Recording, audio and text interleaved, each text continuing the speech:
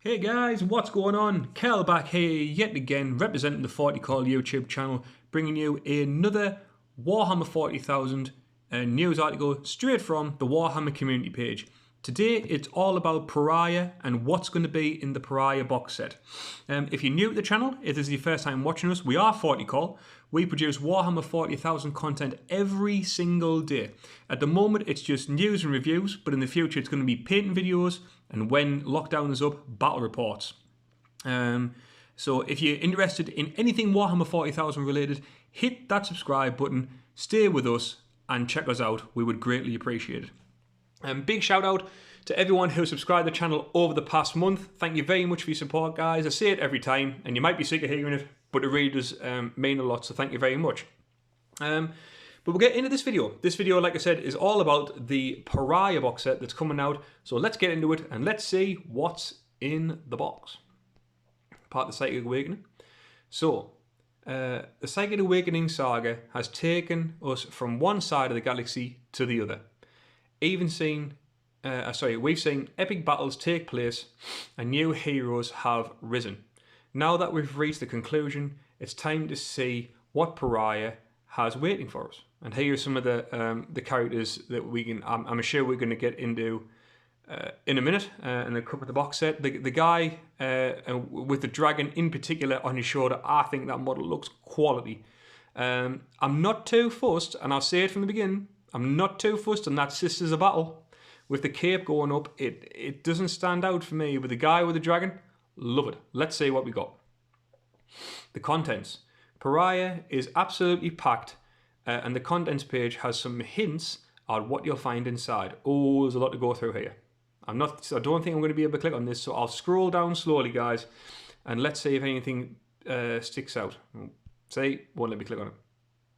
So we've got things like, we've got quests, Caldas quests, we've got missions, indexes, we have hero loadouts, warlord traits, heroes and villains, threats of war. Let's have a look. There might be some that stand out there. There's got things about the Necron Tomb worlds, Forge world, Hive world, things about various Inquisitors, which looks really good. So let's see what it says underneath.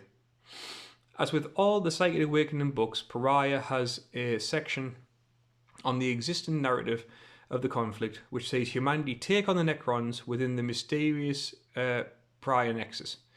The book also features a selection of missions allowing you to recreate the key battles of war.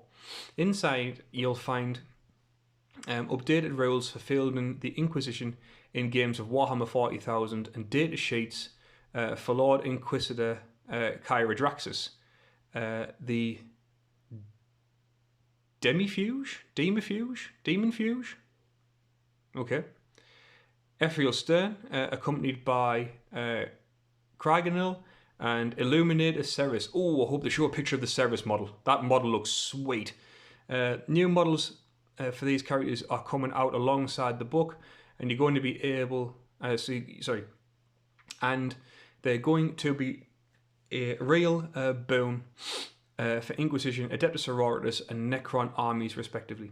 Finally, there are Theatre of War rules that let you recreate many of the war zones that the epic Psychic Awakening has fought over. You'll definitely need to refine your strategies so that they work on these thematic battlefields. And it goes into a little bit of the background. So, the Psychic Awakening has been the story of psychic mutation running rife across the galaxy, and it has seen every faction drawn into ferocious warfare.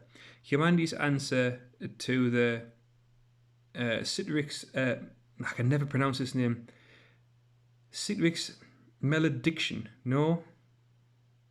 Malediction. Oh, I can never pronounce that name. Anyway. And the mayhem spread in its wake has been the Indominus Crusade, battle group after battle group of warships sent to reinforce the buckling defences of the Imperium.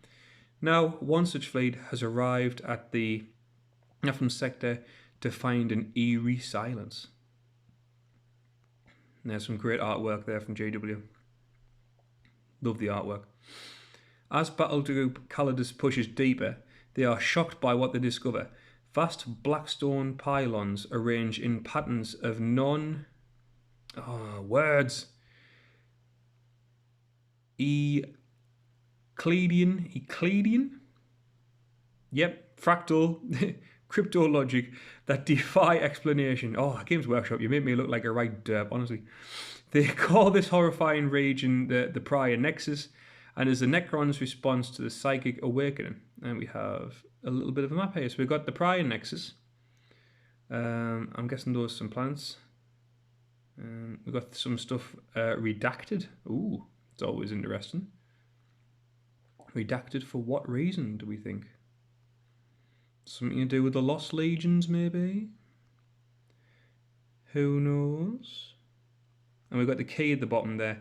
If you want to see this map in full, guys, go and check out the Warhammer community page to get its up in its full glory.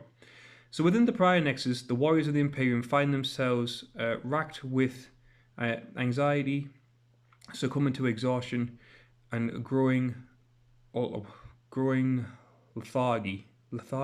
lethargic. Executions by commissars reach epidemic proportions as Imperial Guardsmen abandon their post and speak of giving up. The Psychers aboard the battle group suffered terribly from the phenomenon dubbed the Stillen.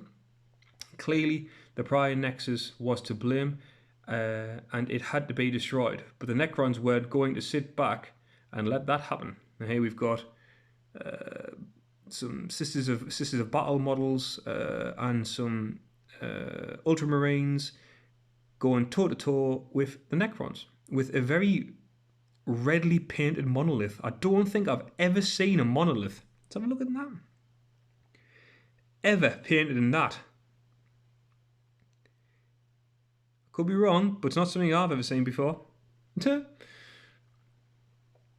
what we've got here? The rules. Pariah includes new theatres of war rules, which let you transform your battlefield into one of the blasted war zones seen throughout the Psychic Awakening saga. For example, the Demon World rules can be used to represent any planet twisted by warp spawn sorcery, such as sororities from the Ritual of the Damned.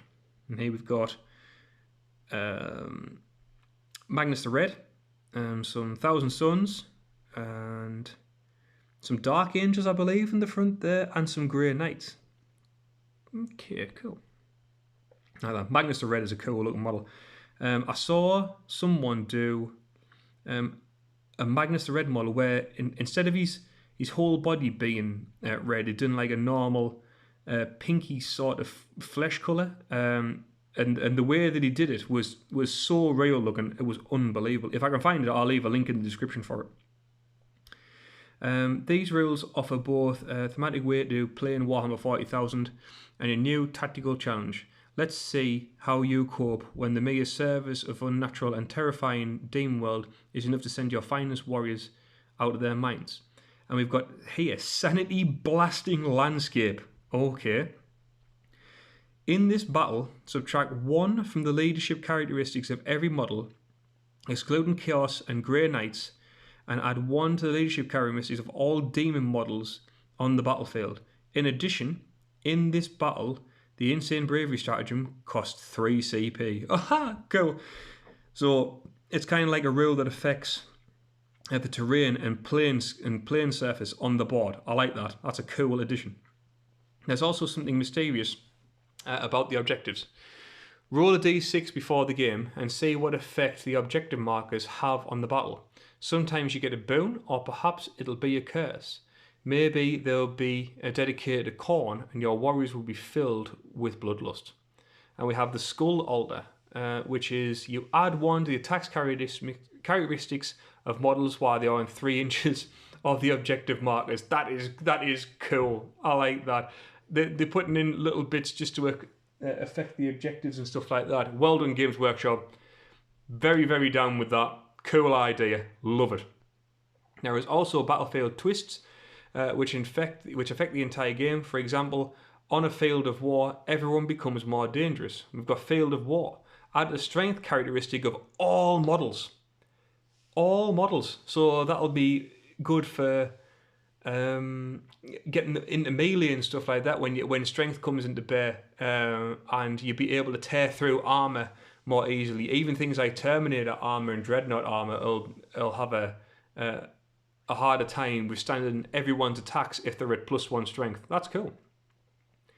This will make close combat units even better, which is sure to please the Blood God. The Theatre of War rules are great for giving your battles that little bit extra flavour, and you're really getting the feeling that you're fighting on a vicious demon world, or in a Necron tomb world, or the depths of a perilous jungle. Psychic Awakening Pariah is available to pre-order on Saturday. Stay tuned, as we'll be taking a look at some of the rules inside the book throughout this week. In the meantime, grab yourself, start collecting Demons of Khorne, and crack on. But that's going to be it, guys. What do you think about those? What do you think about the rules that are coming in place just to affect the battlefield and the markers and stuff like that? Do you think it's a good idea? Would you rather say something else? Let me and Call know. We'd love to hear from you, love to hear the comments, and we respond to every single comment that we can see and that are visible, and we do it all the time. That's going to be it, guys. If you're here to the end and you like the video, we post videos like this every single day. So if you would like to subscribe to the channel, now is your chance. Hit that big red subscribe button, join the 40k family, and join us on this epic adventure as we go into the 9th edition Warhammer 40,000. But that's going to be it, guys. Hope you enjoyed the video. If you did, hit the like button and leave some comments. This is Kel, signing out for 40k, saying stay safe, look after each other. Until next time, guys, we'll see you later.